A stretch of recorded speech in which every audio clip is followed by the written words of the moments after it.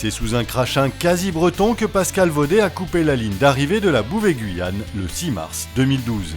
Pascal Vaudet, en remportant la 3e édition de la course, vient d'établir un nouveau temps de référence pour l'aviron océanique. Il a effectué la traversée entre Dakar et Cayenne en 37 jours, 10 minutes et 26 secondes. Pour mémoire, il améliore le temps de référence de 3 jours établi en 2006 par Romain Verger. En effet, le premier vainqueur de la course avait traversé en 40 jours, 3 heures et 45 minutes. Pascal Vaudet, le grand vainqueur du Bouvet-Guyane. Applaudissez bien fort Pascal! En passant la ligne, j'ai pas pensé à quelque chose de particulier. Non, j'étais tellement ému de voir mes copains qui se sont levés tôt cette nuit pour mettre les bateaux à l'eau malgré la mer qui n'était pas très clémente, qui sont venus pour m'accueillir. Donc non, j'ai pas eu de pensée particulière. J'étais simplement très heureux de voir mes amis, ma famille avec moi, ma mère. C'est un podium 100% guyanais puisque Julien Besson finit la course en 2e position en 38 jours, 23 heures et 20 minutes, suivi par Henri-Georges Hider en 39 jours, 53 minutes et 46 secondes. Un écart de seulement 1 heure et 33 minutes sépare les deux hommes. Julien et Henri-Georges étaient au coude à coude depuis quelques jours. Ils ont franchi la ligne d'arrivée au lever du jour à Cayenne le 8 mars dernier. Il m'a fait souffler. Ouais, ne lâche rien, toi. Tu as eu peur, T'es hein. le seul à rien lâcher, hein.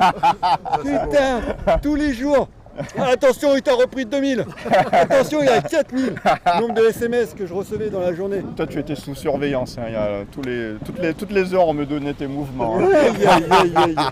Et tu sais quoi? Et inversement, c'était pareil. Ouais. Attention, Henri-Georges, j'ai passé au 274. Rabat. Bon, je vais faire semblant, il est minuit. Je vais faire semblant de m'arrêter de dormir. Je vais arrêter. Et je vais reprendre à minuit et demi. Comme ça, il ira se coucher et puis il verra pas. Mais moi, c'est vraiment ce qui m'a embêté, vraiment, c'est de ne pas avoir pu faire la course vraiment à côté de Pascal, quoi. Ah, j'enrageais de le voir partir. Pendant des jours et des jours, j'arrivais pas à te décrocher, et puis je me disais, mais c'est pas possible. Ouais. Je regardais derrière le bateau s'il n'y avait pas un bout attaché. Mais... Bien avant le départ, il voulait faire un podium, il l'a annoncé tout le monde. Ouais. Et puis moi, j'étais derrière, je dis, bon, Henri-Georges, faire un podium. Et puis deuxième dès le départ, deuxième derrière Jean-Jacques, j'ai dit waouh, Henri-Georges, il est fort hein, quand même.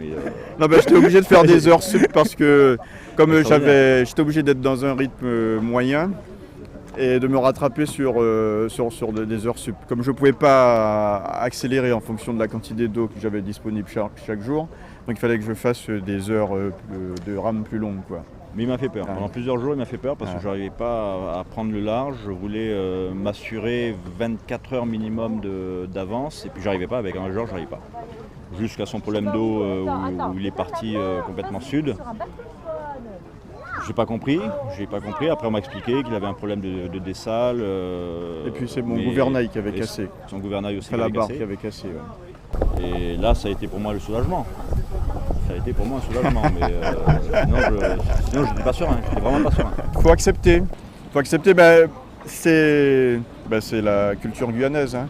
C'est-à-dire qu'on a des mots, des principes qui reviennent souvent. C'est ça qui fait de fête. Bon, ça qui fait de fête, ça veut dire ce qui est fait est fait.